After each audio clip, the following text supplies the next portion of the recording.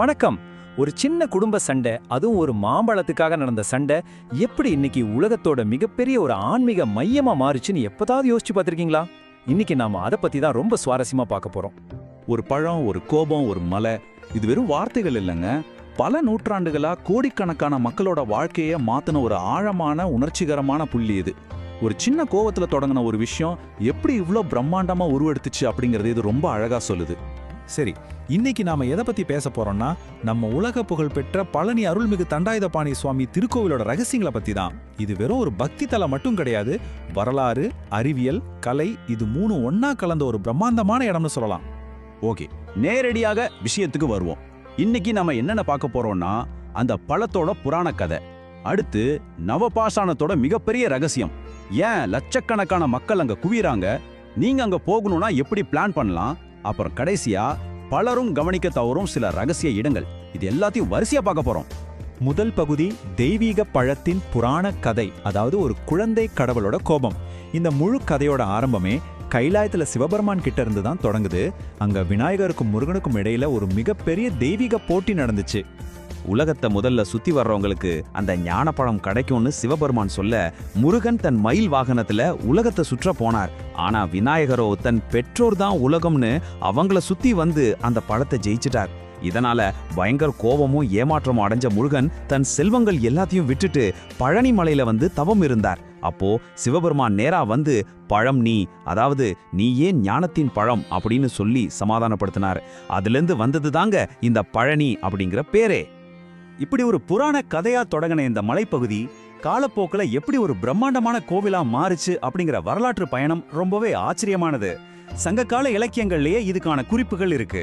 அதுக்கப்புறம் சேர பாண்டிய மன்னர்களோட ஆதரவு, நாயக்கர் காலத்துல நடந்த மிகப்பெரிய கட்டுமான வேலைகள், அப்புறம் பல நூற்றாண்டுகளா தொடரும் சித்தர் மரபுகள், இது எல்லாமே சேர்ந்துதான் இன்னைக்கு நாம பார்க்கிற பழனியை உருவாக்கி இருக்கு.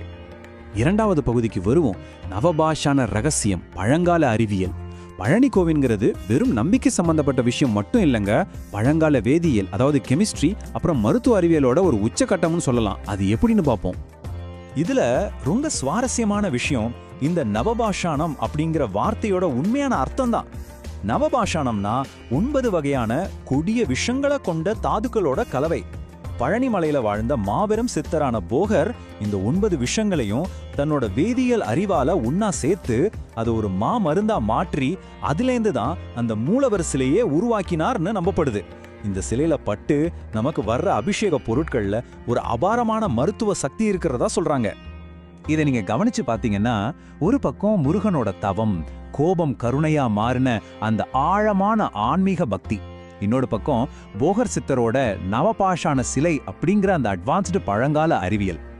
ஆன்மீகமும் சயின்ஸும் இவ்வளோ அழகா இணைகிற ஒரு அற்புத புள்ளிதாங்க இந்த பழனி. மூணாவது பகுதி மக்கள் குவிய காரணம், பக்தி மற்றும் மன அமைதி. சரி, புராணங்கள், அறிவியல் எல்லாத்தையும் தாண்டி இன்னைக்கு இருக்கிற நவீன காலத்துல, குறிப்பா தைப்பூசம் மாதிரியான திருவிழாக்கள்ல ஏன் இவ்ளோ பெரிய மக்கள் கூட்டம் இங்க வருதுன்னு பார்ப்போம். உண்மை என்னன்னா, பழனி எல்லா தரப்பு மக்களையும் ஈர்க்குது. ஆன்மீகவாதிகள், குடும்பங்கள், குழந்தைகள் மட்டுமில்லாம நிறைய வெளிநாட்டு சுற்றுலா பயணிகளும் வராங்க.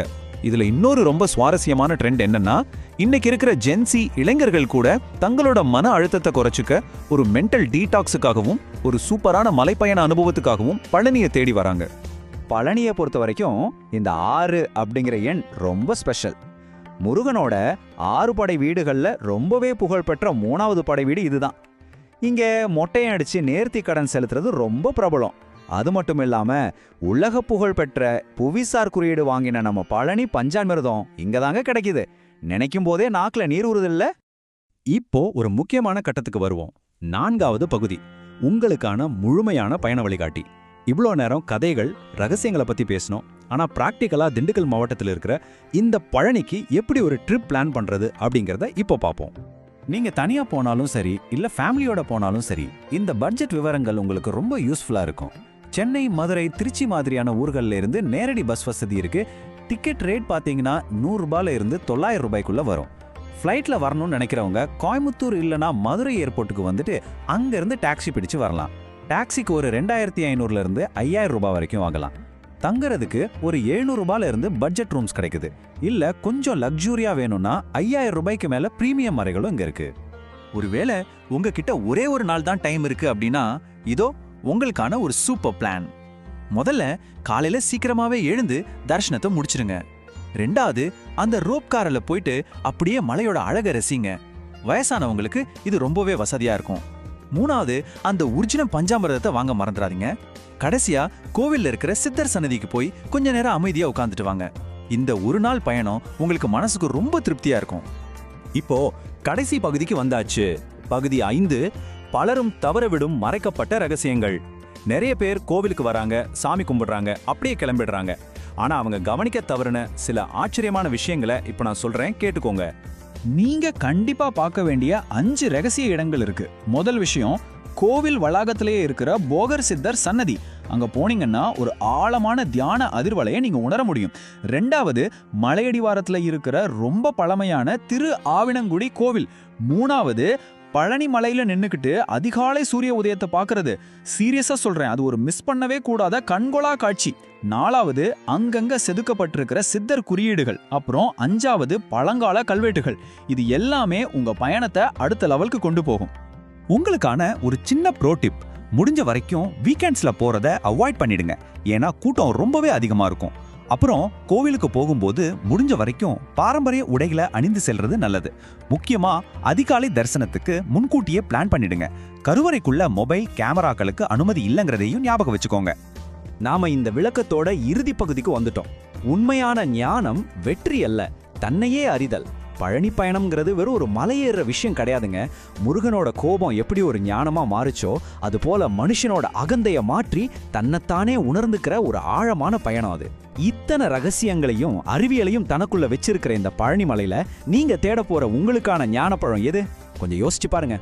மீண்டும் இதே மாதிரி ஒரு சுவாரஸ்யமான விளக்கத்துல உங்களை சந்திக்கிறேன். நன்றி.